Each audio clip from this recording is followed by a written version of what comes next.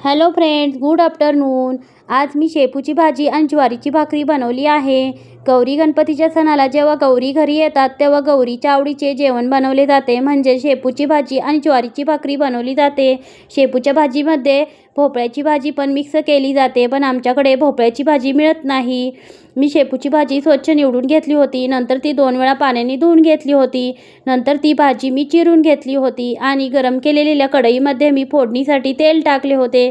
त्या तेलामध्ये मी जिरे टाकले होते, बारीक केलेला लसूण पण टाकला होता. नंतर त्यामध्ये मी हिरवी तिखट मिरची पण टाकली होती.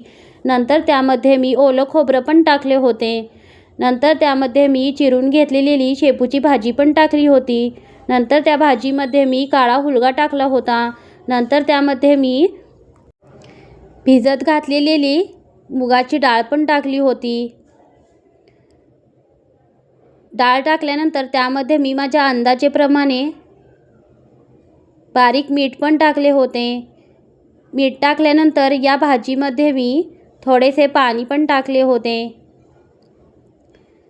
पाणी टाकल्यानंतर या भाजीमध्ये मी भाजलेले शेंगदाण्याचे मोठे कूट पण टाकले होते.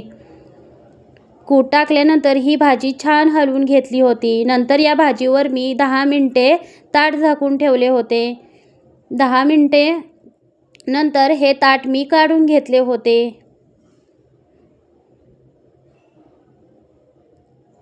हे बघा, या भाजीमध्ये अजून थोडे पाणी आहे, त्यामुळे मी ही भाजी हलवून घेतली आहे. नंतर या भाजीवर परत 5-10 मिनिटे ताट झाकून ठेवले आहे. हे बघा, परत 10 मिनिटांनी मी हे ताट काढले आहे. हे बघा, या भाजीमधील पाणी आता या भाजीमध्ये छान मुरले आहे आणि ही शेपूची भाजी छान तयार झाली आहे. तुम्हाला जर ही रेसिपी आवडली तर एकदा करून बघा आणि आवडली तर लाईक करा, सबस्क्राईब करा आणि कमेंट करा.